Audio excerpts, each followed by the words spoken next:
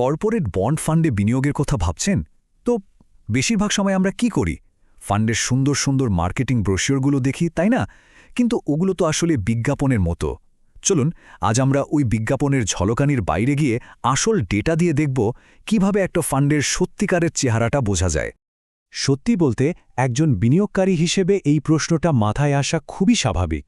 যখন প্রত্যেকটা ফান্ডই নিজেকে সেরা বলে দাবি করে তখন সঠিক সিদ্ধান্ত নেওয়াটা বেশ কঠিন হয়ে পড়ে, কিন্তু এর একটা সহজ সমাধান আছে। হ্যাঁ, ঠিক তাই। একটা ভালো ফ্রেমওয়ার্ক বা কাঠামো ব্যবহার করে আমরা ফান্ডের পারফরম্যান্সকে আরও অনেক গভীরভাবে বিশ্লেষণ করতে পারি।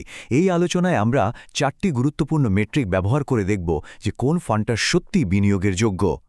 তো আজ আমরা এই বিষয়গুলো নিয়েই কথা বলবো।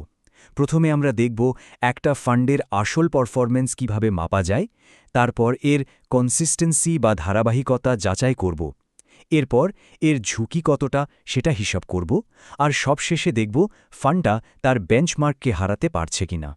ঠিক আছে, তাহলে চলুন আমাদের প্রথম ম্যাট্রিক দিয়ে শুরু করা যাক, প্রকৃত পারফরম্যান্স। দেখুন, কোনো ফান্ডের শুধু শেষ 1 বছরের রিটার্ন দেখে সিদ্ধান্ত নেওয়াটা কিন্তু ঠিক না। তাই আমরা এমন একটা নির্ভরযোগ্য উপায় দেখব যা সাধারণ রিটার্নের হিসাবের চেয়েও অনেক গভীর একটা চিত্র তুলে ধরে।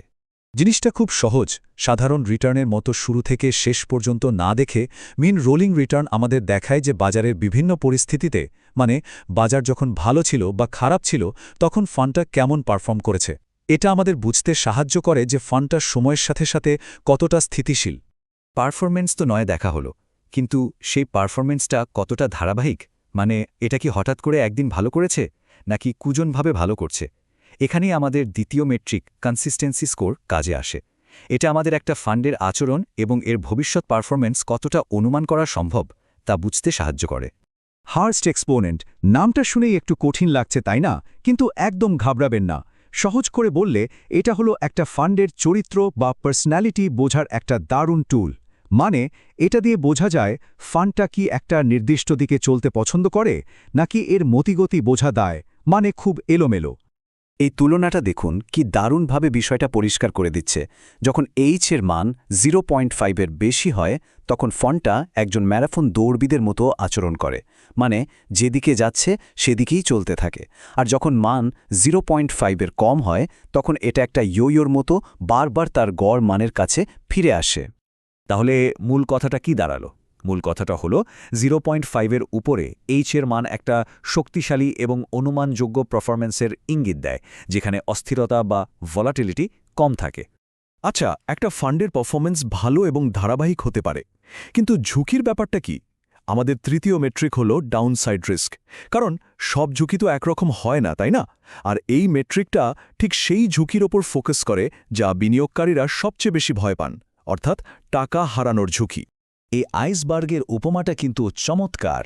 সাধারণ ভলাটিলিটি বা অস্থিরতা পুরো আইসবার্গটাকে পরিমাপ করে, কিন্তু ডাউনসাইড রিস্ক শুধু জলের নিচের ওই বিপজ্জনক অংশটার উপর নজর রাখে, মানে শুধু নেগেটিভ রিটার্নের ওপর।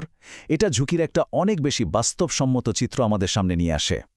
আচ্ছা, এই ফর্মুলাটা দেখে প্রথমে একটু জটিল মনে হতে পারে, কিন্তু বিশ্বাস করুন এটা আসলে একটা সহজ রান্নার রেসিপির মতো।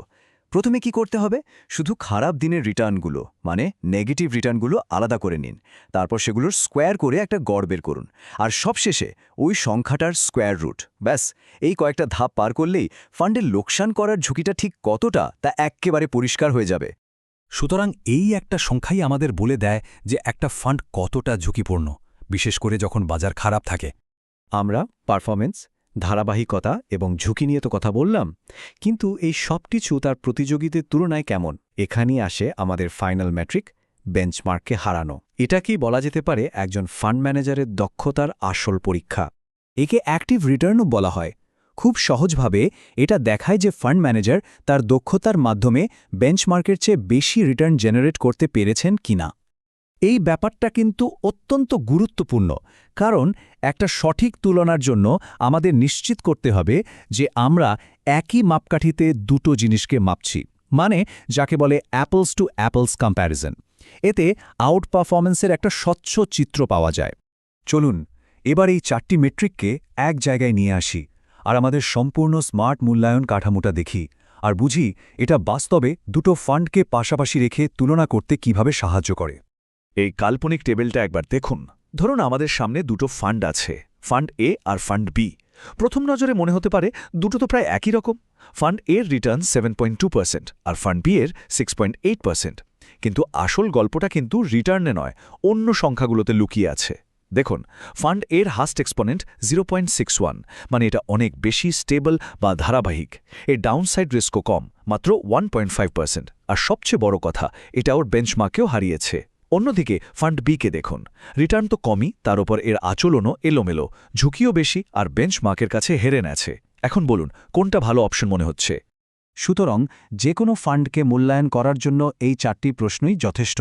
এই 4 দফা চেকআপ আপনাকে একটা ফান্ডের পারফরম্যান্সের একটা সম্পূর্ণ এবং পরিষ্কার ছবি দেবে, আর এটাই একটা স্মার্ট বিনিয়োগের সিদ্ধান্ত নিতে সাহায্য করবে।